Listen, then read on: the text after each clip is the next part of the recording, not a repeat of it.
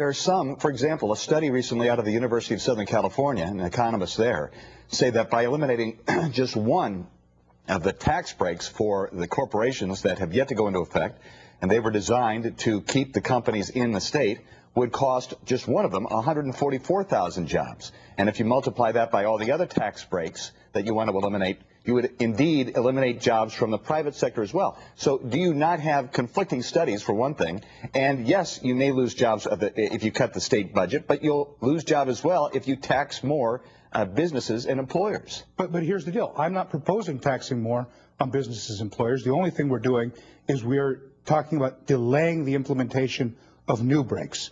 So if you were talking about increasing a tax in real terms today, we could have a conversation. But what we're saying is delay the breaks that haven't yet been implemented, that nobody's made business decisions based on. And what we don't want to do is move 400,000 people into unemployment. That's not a theoretical 400,000. That's a very real 400,000 people. We've already got 2.3 million Californians out of work. To take us to 2.7 would mean that California would be on par with Michigan as the state with the worst unemployment in the country. You couple that with the fact that our economy disproportionately depends on consumer spending. That would yank the rug out from any recovery we're currently enjoying. We need to focus on balancing the budget, stabilizing employment, and recovering the economy all at once. Now, you've talked about the committee process, you've talked about transparency in the process, but in the final analysis, the negotiations you're going into are with the Big Five. The Democratic leaders in the Senate, the Democratic leaders in the Assembly, and the governor.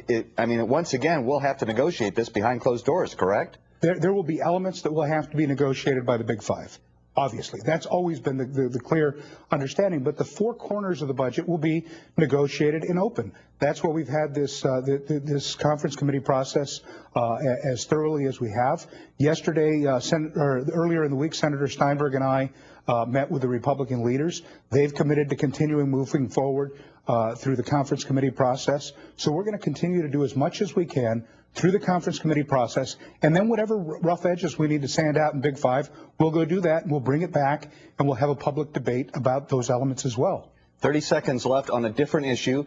Your counterpart in the Senate, Darrell Steinberg, the President pro tem, has in the Senate a bill that would revamp seniority for public education teachers, and it would give a break to low-income schools who see so many teachers leave as a result of the seniority system when there are layoffs. Do you support that measure? Well, quite frankly, the bill's now in the Assembly. It went through the Assembly Education Committee this week. It took a lot of amendments. We haven't fully vetted all of the amendments yet, but I'm very confident in the process. But there are lots of details that still need to be worked out. We've got to focus on the education of our kids, but we want to make sure that there are no unintended consequences in the changes that the program is putting forward. So we're evaluating the amendments that just came out of the Assembly Education Committee, and we'll know when we're done with that evaluation. And it should be pointed out the CTA, a very powerful union, is opposed to this bill, and I'm sure they've made their voices heard to you. They have, and as every group makes their voices heard when they support or oppose an issue in the Capitol. Assembly Speaker John Pérez, thank you very much for joining us, and I wish you the best of luck. Thank you very much. We'll have some final comments after this.